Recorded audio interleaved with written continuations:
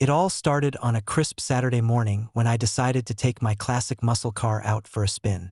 The sun glinted off the cherry-red paint, the engine purred like a contented tiger, and everything was perfect, until HOA Karen showed up. Karen, the self-proclaimed neighborhood authority, had recently acquired what she called a master key that supposedly gave her access to any property, garage, or vehicle within our HOA. Naturally, I had ignored her increasingly absurd emails demanding inspections of my driveway and car. After all, my car was parked entirely on my private property. But apparently, she wasn't taking no for an answer.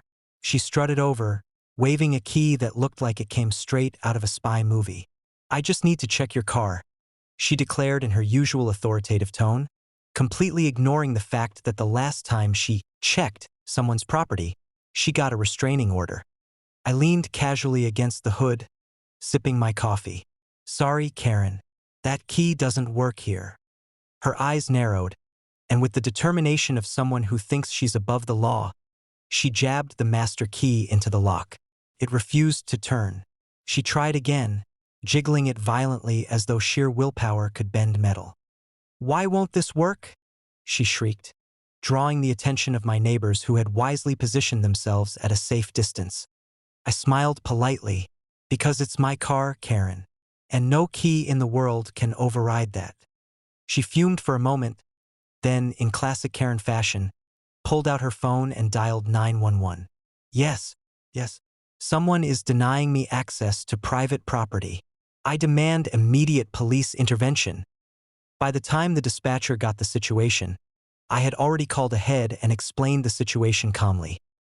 Karen, known for harassment attempts, was trying to force access to private property. Within minutes, police cruisers rolled up, not to harass me, but to intervene. Karen's jaw dropped as uniformed officers approached. I called 911. She's denying me access." One officer raised an eyebrow. "Denial of access? Ma'am, this is private property. You don't have the right to enter without permission. Step out of the vehicle." Karen tried to argue, flailing about and waving her master key like it was a badge of authority.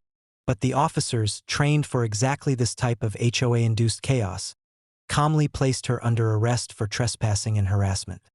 As she was led to the patrol car, still shouting about her rights and her key, the neighbors couldn't help but laugh. Some even gave me a round of applause. I tipped my sunglasses, slid into my car, and started the engine. The purr of the V8 felt even sweeter knowing that HOA Karen's reign of vehicular terror had been temporarily suspended. Later, I would hear through the grapevine that Karen had spent the afternoon in the booking area trying to explain to someone, anyone, that she was just enforcing neighborhood rules. The cops reportedly responded with a polite but firm, "Not on private property, ma'am." And as for me, I drove off into the sunset, top down, music blasting, finally free to enjoy my car without interference. At least until HOA Karen decided to try her master key on the neighbor's pool house next.